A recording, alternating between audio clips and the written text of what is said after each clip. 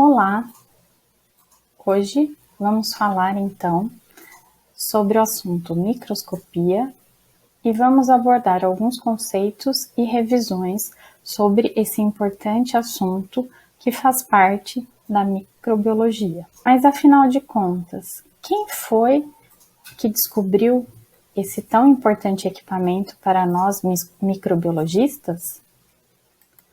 Na aula passada, eu falei aqui desse senhor que lá no século XVII, Anthony van Leeuwenhoek, foi um mercador, foi um cientista amador e que, a partir da produção de aproximadamente 400 microscópios, conseguiu finalmente observar nesse microscópio aqui rudimentar, por meio de uma lente bem simples, que mais parece uma lupa, amostras de sangue, amostras de saliva, de gotas da chuva, e nessas amostras ele observou o que ele chamou de animálculos, que nada mais eram do que pequenos animais que se movimentavam nessas amostras, que hoje em dia sabemos que são os micro-organismos. Mas será que a gente pode considerar van Leeuwenhoek como o descobridor do microscópio? O que se sabe é que desde 2000 a.C., os chineses eles ampliavam amostras através de uma lente, no final desse tubo, por exemplo, aqui, e esse tubo era preenchido com água e eles então conseguiam ver em mais detalhes a amostra que eles colocavam do outro lado da sua lente. Além disso, muitos de vocês estudaram que Robert Hooke, também no século XVII, ele foi um cientista que, por meio de uma fina camada de cortiça, ele conseguiu observar as células. Mas veja, Robert Hooke, com o seu microscópio simples também, olha aqui, de uma lente, em que ele colocava a amostra aqui embaixo, ele obteve sucesso, isso é fato, isso é óbvio, mas na observação de micro-organismos, ele não teve esse sucesso, porque o microscópio que ele produziu naquele momento não tinha resolução suficiente para poder observar esses pequenos seres.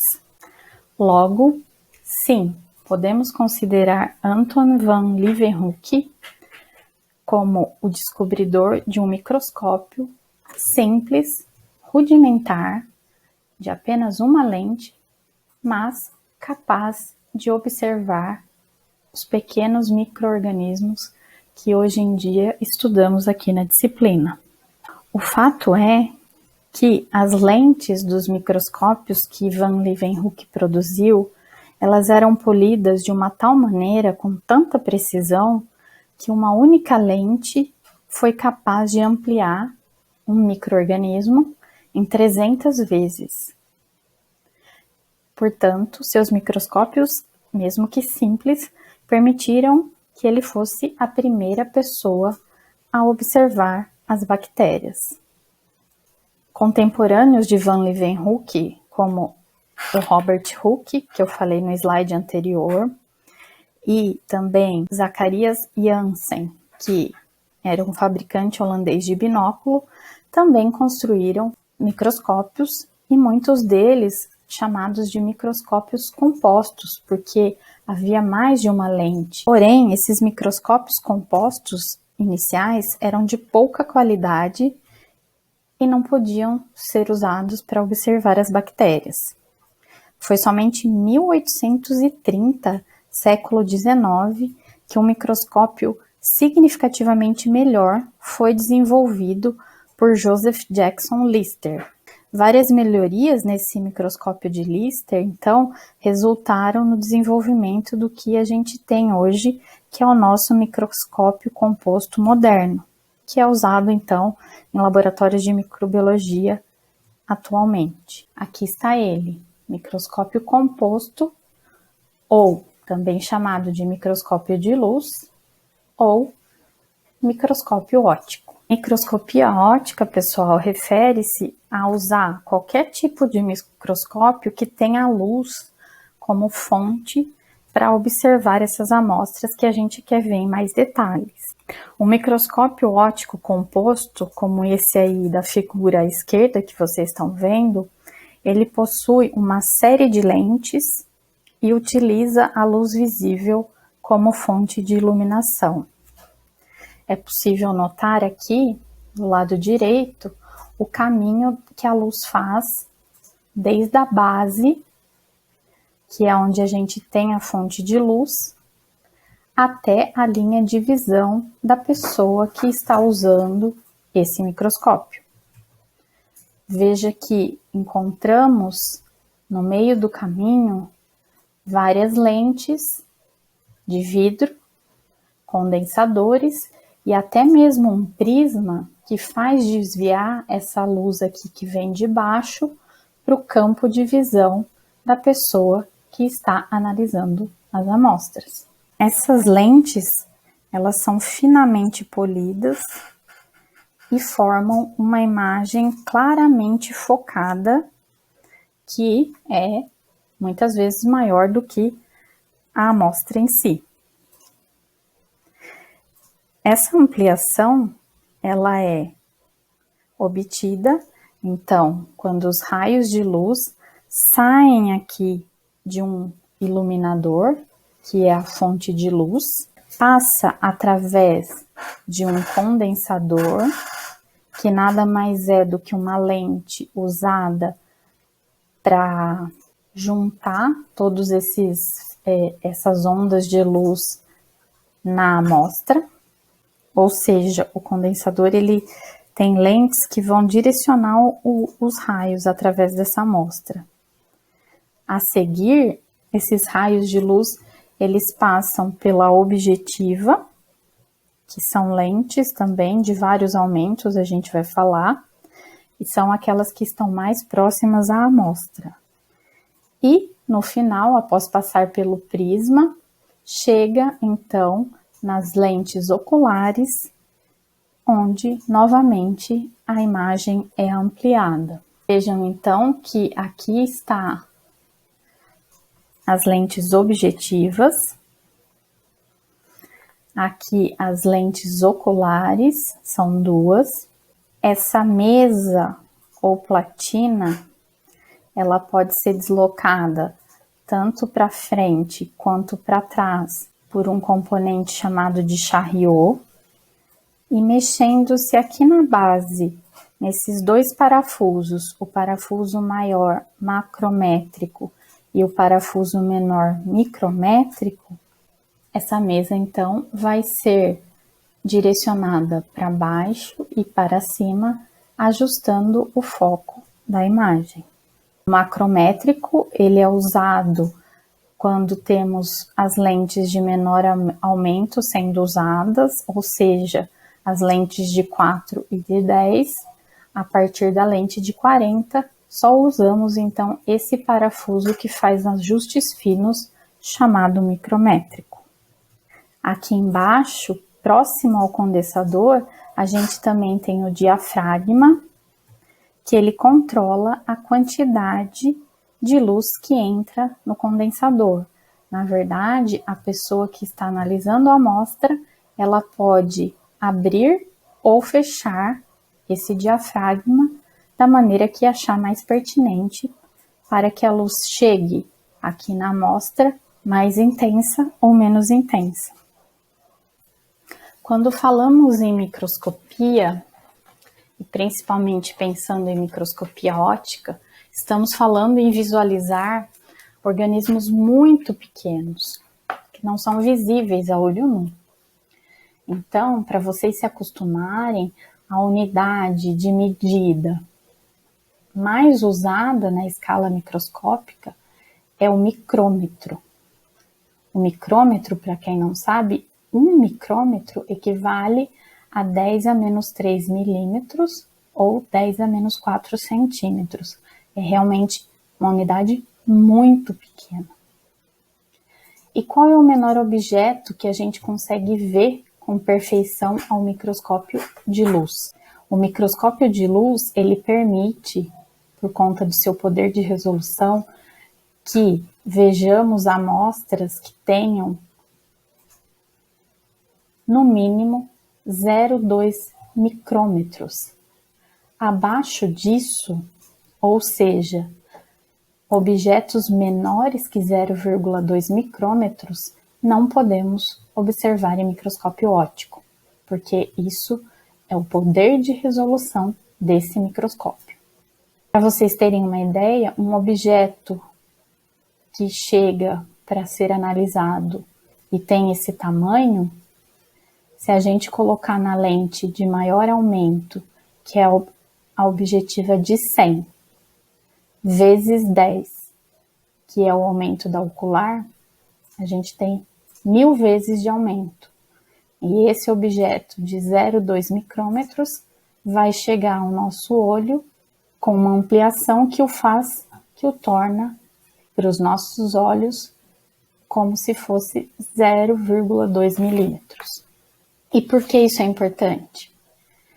Porque o poder de resolução do olho humano, veja aqui, é de 0,2 milímetros. Ou seja, objetos até 0,2 milímetros ou acima, o nosso olho consegue enxergar. Abaixo de 0,2 milímetros, só vamos conseguir enxergar com a ajuda dos microscópios que temos hoje à nossa disposição. Vejam, o microscópio óptico, que estávamos falando até agora, ele pode observar objetos de 200 nanômetros a 10 milímetros. O microscópio eletrônico de varredura, que a gente vai falar logo mais, ele já tem um poder de resolução um pouco maior, de 10 nanômetros a 1 milímetro. E o microscópio eletrônico de transmissão, ele consegue enxergar amostras muito pequenas. Quais são os tipos de microscópio que os pesquisadores obtiveram essas imagens? TEM significa Transmission Electronic Microscope, ou seja, microscópio eletrônico de transmissão. A sigla SEM, com S, significa microscópio eletrônico de varredura, porque varredura em inglês é scanning. Esses microscópios eletrônicos, ao contrário do microscópio óptico, eles conseguem então fazer com que amostras abaixo de 200 nanômetros sejam ampliadas e consigam ser vistas pelo olho humano. As lentes objetivas, elas são em número de 4 no microscópio óptico. Então, como eu adiantei, a gente tem a objetiva de 4, de 10, de 40 e de 100. Cada uma delas, veja, tem uma cor, uma faixa de cor, para ficar mais fácil a troca pelo pesquisador que está analisando a amostra. É importante notar que muitas objetivas de 100, elas vêm com a indicação de que óleo de imersão é necessário para se fazer uso dessa objetiva. Olhando a figura aqui da direita, a gente vê na letra C uma objetiva de 10, na letra B uma objetiva de 40 e na letra A uma objetiva de 100. Se vocês repararem, quando a gente anda da objetiva de 10 para a objetiva de maior aumento, que é 100, cada vez mais a lente fica próxima à lâmina que está o material a ser analisado. Então, essa distância de trabalho vai ficando cada vez menor. Além da distância de trabalho, para a gente ter uma imagem bem feita, a abertura da lente, vejam aqui, ela vai ficando cada vez menor quando a gente anda novamente. Da objetiva de menor aumento para de maior aumento. Lembrando que a luz, ela vem aqui de baixo, passa pelo condensador, que vai focar todos os raios de luz na amostra para atingir a objetiva, para chegar na ocular. Mas, quando esses raios passam da lâmina, que tem um índice de refração, para o ar, que tem um índice de refração diferente da lâmina, esses raios eles se perdem e não é todos eles que vão conseguir entrar pela lente objetiva. Quando essa distância de trabalho ela é maior e a abertura é maior, como no caso das lentes de aumento menores, a maioria dos raios vai sim conseguir atingir a objetiva. E aqueles poucos que se perdem, se refratando, ou seja, mudando o seu caminho, eles não são nem notados na formação da imagem. Mas à medida que a gente vai aumentando aqui a lente, como eu falei, a abertura diminui e a distância fica menor.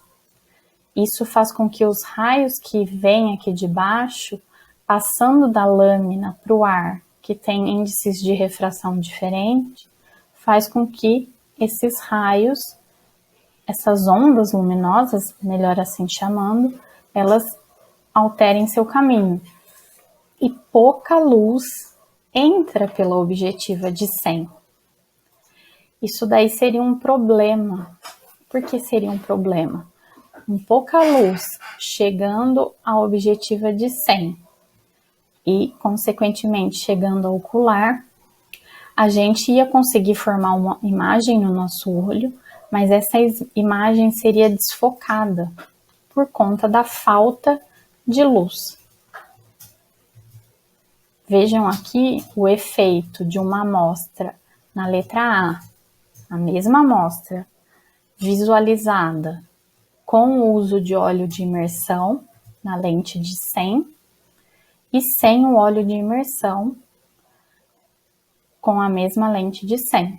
Como eu falei para vocês, a imagem que a gente não vê borrada, que a gente não vê sem foco, ela foi possível porque o óleo de imersão foi pingado aqui em cima da lâmina. E esse óleo de imersão, pessoal, que vem inclusive, olha aqui, junto com o microscópio, ele tem um índice de refração igual ao da lâmina. Quando a gente pinga ele em cima da lâmina, em cima da nossa amostra, e rodamos então para chegar à objetiva de 100, o índice de refração da lâmina sendo igual ao do óleo, faz com que esse feixe aqui de luz, essas ondas de luz, entendam que não saíram da lâmina. Então, elas continuam seguindo o mesmo caminho, porque o índice de refração é o mesmo e elas não são desviadas. Elas só desviariam novamente se não fosse pingado o óleo aqui. E o índice de refração da lâmina, veja, que é 1,52, seria diferente do ar, que é 1, e faria a refração. Então, novamente, com o óleo aqui no meio, entre a objetiva e a lâmina, eu consigo, então, um ambiente único, de modo que minhas ondas luminosas vindo dali de baixo, elas sigam o seu caminho até a objetiva sem desviar, sem serem refratadas. Voltando aqui, eu tenho uma imagem como essa e o meu microscópio, então, óptico, aquele que eu uso na bancada, ele vai conseguir desempenhar o seu maior potencial de resolução, que é 0,2 micrômetros. Fazendo algumas observações para vocês, para a gente não perder, então, os conceitos e definições que foram passados até agora. Então, a gente pode calcular a ampliação total de uma amostra multiplicando a ampliação da lente objetiva pela ampliação da lente ocular. Ou seja, se eu estou visualizando a amostra nesse momento na minha lente objetiva de 40, a minha ocular sempre vai ter 10 de aumento. Então, uma lente objetiva de 40 e uma lente ocular de 10, o meu aumento vai ser, a minha ampliação total vai ser de 400 vezes. No caso, o poder de resolução é a capacidade, então, das lentes de diferenciar detalhes e estrutura. Especificamente, refere-se à capacidade das lentes de diferenciar entre dois pontos separados a uma determinada distância. Por exemplo, se um microscópio possui um poder de resolução de 0,4 nanômetro, ele pode distinguir, saber que são dois pontos distintos se eles estiverem separados por uma distância de pelo menos esse 0,4 nanômetros, que é o poder de resolução dele. Ou seja, se esses dois objetos, se esses dois pontos estiverem a uma distância menor do que 0,4 nanômetros, aquele microscópio não tem poder de resolução suficiente para distinguir esses dois pontos. Um princípio geral da microscopia, pessoal, é que quanto mais curto o comprimento de onda da luz que vai ser utilizada no instrumento, maior a resolução. Agora, a luz branca que a gente utiliza nesse microscópio óptico composto possui um comprimento de onda relativamente longo. Nesse caso, ele não vai poder, então, determinar estruturas menores que 0,2 micrômetros, que é o seu poder de resolução. Mas e aqueles microscópios eletrônicos que eu falei com vocês? Em relação a esses microscópios eletrônicos, objetos menores que 0,2 micrômetros, como vírus, por exemplo, ou até estruturas internas de uma célula, podem ser examinados com esse tipo de microscópio. Na microscopia eletrônica, um feixe de elétrons é usado ao invés das ondas luminosas.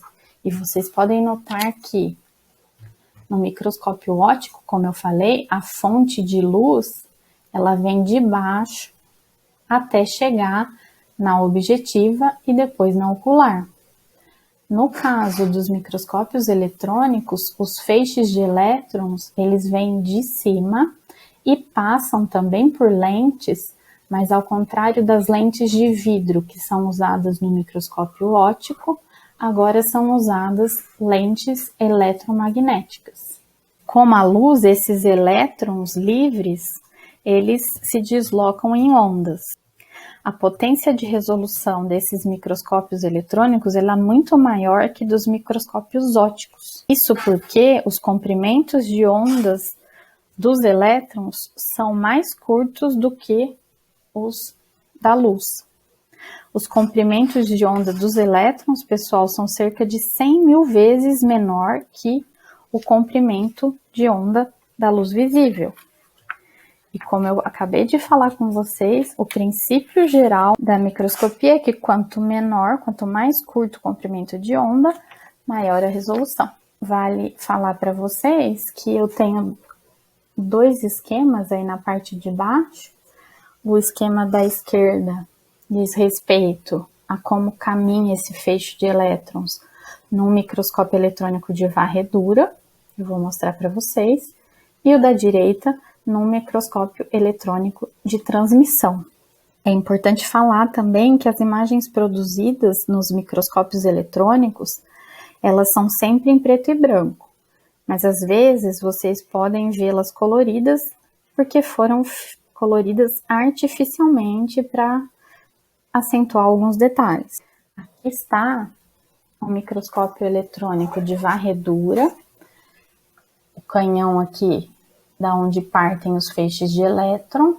A amostra é colocada aqui embaixo, é aberta então essa porta, aqui dentro é formado o vácuo, e aqui em cima a gente tem como se fosse um joystick de um videogame e a tela do computador, porque à medida que a gente mexe aqui e amplia a imagem vai saindo então na tela do computador em preto e branco pra gente.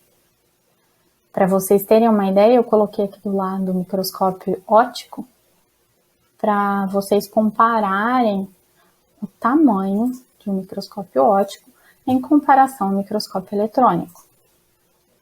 Veja, as amostras que são colocadas aqui no microscópio eletrônico, esse é o de varredura, elas devem passar por um processo de preparo bastante detalhado, bastante diferente do que a gente faz aqui com uma lâmina, uma amostra, uma lamínula e um corante.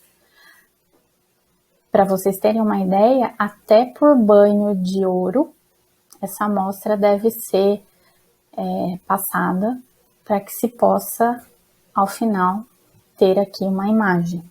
Essa imagem é a de um microscópio eletrônico de transmissão.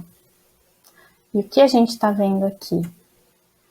Essa imagem é do ano passado, aqui ela mostra uma célula humana e todos esses pontinhos aqui, mais escurecidos, que a gente está vendo perto da membrana da célula humana, são partículas do vírus, do coronavírus.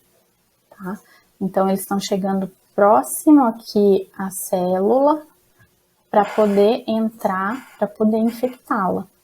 E isso só é possível, a observação de vírus, que são seres muito, muito diminutos, e de uma célula humana e toda a sua estrutura aqui dentro, porque o preparo da amostra e a amostra foi observada num microscópio eletrônico de transmissão, onde são feitos cortes para que a gente enxergue dessa maneira. Já no microscópio eletrônico de varredura, a gente tem essa imagem super bonita, são grãos de pólen de diferentes plantas. E veja, ao contrário do de transmissão, que eu consigo enxergar a estrutura interna das amostras que eu estou trabalhando, porque foi feito cortes muito finos, extremamente finos, a microscopia eletrônica de varredura, como o próprio nome diz, ela varre a estrutura da amostra que ela está trabalhando, e assim eu tenho uma visão em 3D da parte de fora das amostras que eu estou avaliando. Ter um microscópio eletrônico, seja ele de varredura ou de transmissão, acarreta em um custo bastante alto, porque além de você ter que manter esse microscópio, as amostras, como eu falei, elas têm que passar por preparos especiais, então a gente precisa de outros equipamentos que dão suporte ao preparo dessas amostras. E exige pessoa qualificada, treinada, né? Ao passo que o microscópio óptico de bancada, ele consegue com que trabalhamos e enxergamos bactérias, infelizmente não vírus, por conta do poder de resolução, como a gente discutiu, mas ele, sem sombra de dúvida, é um equipamento super útil e muito usado em laboratórios de microbiologia e fitopatologia.